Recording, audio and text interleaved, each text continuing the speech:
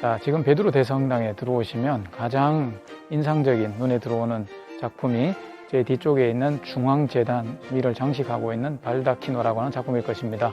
저 작품은 잔 로렌조 베르니니가 25살 때 주문을 받아서 1633년도에 완성을 한 발다키노라고 하는 작품인데요. 잔 로렌조 베르니니는 여러분 잘 아시는 바대로 17세기를 대표하는 로마 최고의 예술가이기도 했었습니다. 이미 그레고리오스 15세 교황님께서는 이 베르니니에게 기사의 자기를 수여했었고요. 그리고 어린 베르니니를 보았던 바오로 5세 교황은 그가 장차 성장해서 제2의 미켈란젤로가 될 것이다 라고 예언을 했었고요. 그리고 당대 교황이었던 우르바노 8세 교황은 내가 살아있는 동안에 그가 살아있는 것은 나의 가장 큰 행운이다 라고 이야기했을 정도로 유명한 예술가이기도 하죠. 그런 그가 1629년도에 이제 31세의 나이로 이곳 베드로 대성당의 총 책임자로 부임을 하게 되었습니다.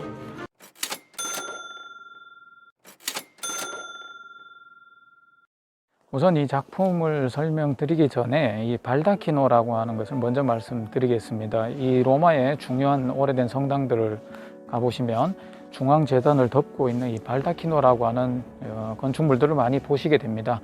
이 발다키노의 기원은 이 동방에서부터 기원을 했다 그러고요.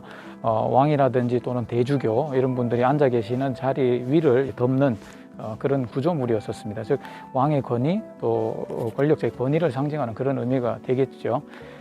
보통 이 발다키노는 주로 나무와 천으로 이렇게 제작을 했었고요. 그 군주가 움직일 때마다 뭐 들고 간다든지 이런 식으로 해서 항상 우산처럼 이렇게 위를 씌웠던 그런 구조물입니다. 특별히 교회에서는 이제 가장 중요한 공간이 바로 제단이죠. 그리스도, 왕이신 그리스도가 희생되었던 그 제단은 이 제단 자체로서 그리스도를 상징했고, 그래서 왕이신 그리스도를 기념하는 그런 구조물이 되겠습니다.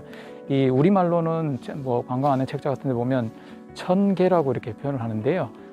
하늘 천자에다가 다칠개 이렇게 해서 천계라고 표현하고, 순수한 우리말로는 닷집이라고도 이렇게 표현을 합니다. 요 제 뒤에 있는 작품은 이 중앙재단을 장식하는 발다키노이고 그의 대표적인 작품인데요. 그와 예술적으로 정적이기도 했던 보로미니와 함께 만든 공동 작품입니다. 이 보로미니와 베르니니는 마치 그 이전 세기에 미켈란젤로와 라파엘로에 비견되는 그런 인물들이기도 하죠. 예술적으로는 경쟁 구도에 있었던 그런 인물입니다. 그러나 베르니니가 25살 때 이 작품을 만들 때 이건 조각의 차원을 넘어서 거의 건축적인 그런 건축물 같은 구조이기도 했었죠. 그래서 당시로서는 베르니니로서는 굉장히 버거운 그런 작품이었었습니다. 그런데 이곳 프란체스코 보로미니는 이 어릴 때부터 밀라노 근교에 태어나서 이 당시 밀라노 두오모 대성당을 건축하는데 어릴 때부터 그곳에서 기술들을 이렇게 공부를 하면서 자연스럽게 능력을 습득했던 그런 인물입니다. 그래서 프란체스코 보로미니의 어떤 경험이 필요했었던 거죠. 반면에 베르니니는 어렸을 때부터 아주 천재라는 소리를 들으며 천재적인 그런 재능을 보였던 그런 인물이었습니다. 그 두 사람이 어우러져서 만든 공동 작품인데, 기록상으로는 이 두 사람이 공동으로 만든 작품이 이 작품이 처음이면서 마지막이기도 했었습니다. 그래서 평생을 경쟁 구도, 대결 구도에 있었던 그 두 사람이 아주 공동으로 만들었던 그런 걸작품으로 알려져 있습니다. 자, 이 베르니니의 이 발다키노는 우선 이 공간 자체가 베르니니뿐만이 아니라 그 당시 그 어떤 예술가들에게 있어서는 아주 도전의 그런 공간이었었습니다. 왜냐하면 우선 이 제단은 이 그리스도를 상징하는 그런 전통적인 개념뿐만이 아니라 바로 이 제단 아래쪽이 사도 베드로의 묘지가 발굴된 바로 베드로의 묘지를 상징하는 의미도 있었고요. 또 베드로의 후계자이면서 지상의 그리스도의 대리자인 교황님만이 미사를 집전하는 그런 공간이기도 하지요. 그런 의미로 미켈란젤로가 이 성당을 설계했을 때 바로 이 미켈란젤로가 설계한 이 돔은 그런 의미로 이곳을 이제 중요성을 강조하기 위해서 이렇게 설계했었습니다. 그래서 당시 예술가들에게는 거의 신적인 존재였던 미켈란젤로가 만들었던 그 구조물 바로 아래쪽에 이 건물이 들어간다라는 거죠. 그래서 아마도 베르니니에게는 아주 도전적인 그런 작업이었을 것이다라는 거 우리가 충분히 예상해 볼 수가 있겠습니다. 자, 이 발다키노는요, 대리석과 그리고 청동, 그리고 잘 보이지 않습니다만 나무를 주로 사용해서 만들어진 발다키노이고요. 이 베르니니는 이 발다키노를 기존에 있었던 과거 콘스탄티누스 대제 때 만들어졌던 발다키노를 모티브로 해서 설계를 했다고 합니다. 실제로 이 콘스탄티누스 대제 때, 그러니까 4세기 때죠, 만들어졌던 발다키노의 일부분이 지금도 있는데, 미켈란젤로 도움을 바치고 있는 4개의 기둥들을 보시면 2층에 발코니가 있는 경당들의 입구가 보이는데요, 그 경당 뒤쪽을 장식하고 있는 돌 기둥들을 보실 수가 있습니다. 이게 나선형 형태로 되어 있는 돌 기둥들인데, 일명 솔로몬의 기둥이라고 부르는 기둥입니다. 왜냐하면 당시 콘스탄티누스 황제가 이곳을 장식하기 위해서 예루살렘에 있었던 예루살렘 성전의 석재를 가지고 왔다고 그래요. 그래서 그곳의 기둥들을 가지고 와서 이곳을 장식을 했고, 베르니니는 바로 그것을 모티브로 해서 만들어졌습니다. 그래서 자세히 보시면 위에 덮개가 덮여 있고 아래쪽에 4개의 기둥들이, 그 솔로몬의 기둥을 형상화한 그 기둥들이 지붕을 떠받치고 있는 그런 모습을 하고 있죠. 그리고 나선형으로 이렇게 올라가는 모습을 볼 수 있습니다. 그리고 이 기둥들을 자세히 보시면 아래쪽에는 나선의 모양이 마치 위에 상승하는 듯한 느낌을 표현했고요. 그리고 그 나선형 기둥 위에 월계수 잎이 감겨 있는 모습입니다. 전통적으로 고대 때부터 월계수는 그 올림픽에서 승리했을 때 그 아폴로의 상징이 됐었죠. 그리고 승리했을 때 승리자에게 씌워졌던, 그래서 그리스도의 승리를 상징하는 그런 의미를 가지고 있고요. 그리고 그 위에는 마치 청동으로 천을 묘사했는데, 그 천 내부에 보면 3마리 벌들이 보입니다. 이거는 당시 이 작품을 주문했던 우르바노 8세 교황의 가문이었던 바르베리니 가문의 상징이기도 하고요. 그리고 태양도 등장하고 마찬가지로 그리스도를 상징하죠. 그리고 저 위에는 천사들과 세라핌 천사들이 등장을 하는데, 이 특히 천사들이 베드로를 상징하는 베드로의 열쇠, 그리고 교황의 삼중관 이런 걸 들고 있고, 또 칼을 들고 있는 천사들도 있는데, 이거는 이제 바오로 사도를 상징합니다. 그래서 이 두 사도가 로마에서 순교를 당하셨던 그런 것을 상징적으로 표현한다고 할 수 있겠고요. 그리고 돌고래 등이라고 표현하는 위쪽으로 지붕처럼 올라가 있는 저 위에 지구본 같은 게 있고, 그 위에 이제 그리스도의 십자가가 있습니다. 즉 왕이신 그리스도를 상징하는 그런 상징적인 표현입니다. 그리고 이 지붕 안쪽에 보면 성령이 비둘기 형상으로 빛을 내면서 내려오는 장면도 볼 수 있고요. 이 작품은 주로 사용된 것이 청동을 많이 사용을 했는데요, 여기에 투입된 청동이 60톤이 넘는다고 해요. 이 작품을 만들 때 아주 재미있는 일화가 하나 지금까지 전해지지요. 당시 이 작품을 만들면서 필요한 청동이 부족하게 되자, 당시 우르바노 8세 교황이 명령을 해서 이 로마 시대 때 건축물인 판테온의 입구 회랑에 천정 부분에 있었던 청동을 띄어다가 녹여서 사용하게 했다라는 일화가 전해지는데요, 사실은 그거는 사실과 좀 다른 이야기입니다. 아마 베르니니가 들었더라면 아마 굉장히 억울했을 이야기인데, 실제로 그 판테온에 있었던 청동은 대부분이 녹여가지고 성천사의 성에 그 포를 만드는데, 대포를 만드는데 대부분 사용했었고요. 여기에 사용된 대부분의 청동은 베니스에서부터 직접 공급을 받아서 이렇게 사용을 했다고 합니다.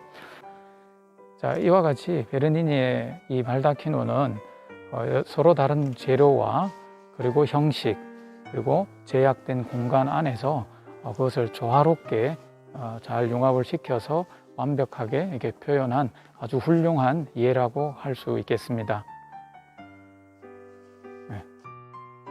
네, 베드로 성당 뒷부분, 후진 부분에 보면 또 다른 베르니니의 걸작품이 하나 있습니다.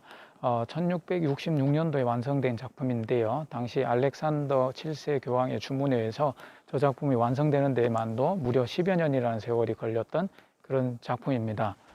작품의 내용을 보시면 성령을 상징하는 비둘기가 천사들의 주변의 호의를 받으면서 하늘에서 빛을 받고 내려오시는 장면이고요.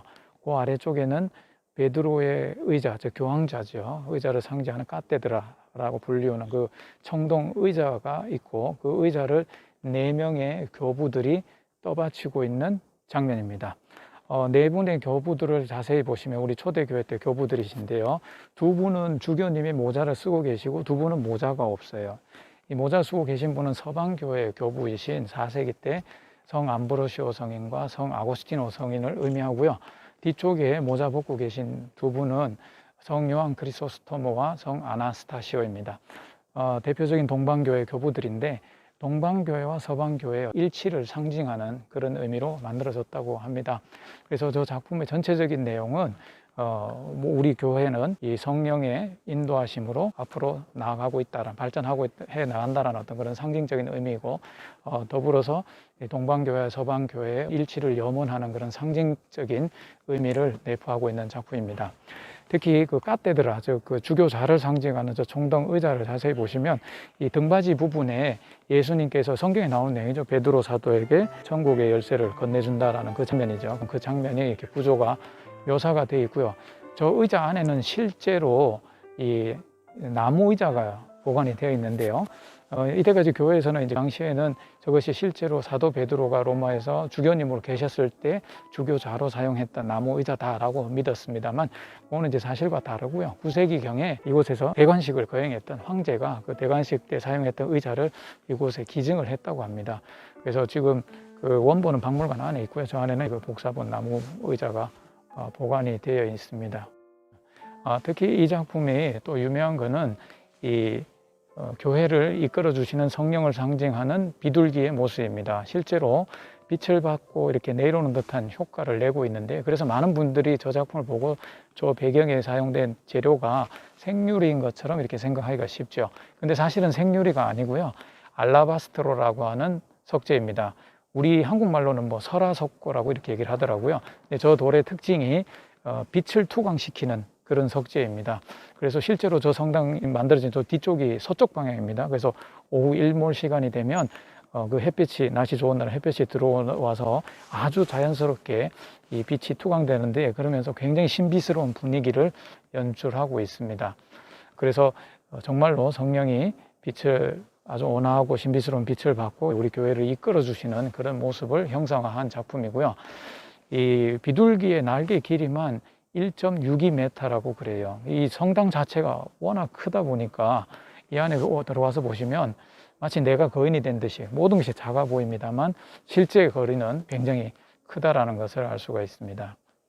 자, 중앙재단 위에 미켈란젤로의 도움을 떠받치고 있는 4개의 기둥 가운데 지금 제가 가리키고 있는 이쪽에는 베르니니가 1638년도에 완성한 또 다른 그의 조각 걸작품이 하나 있는데요.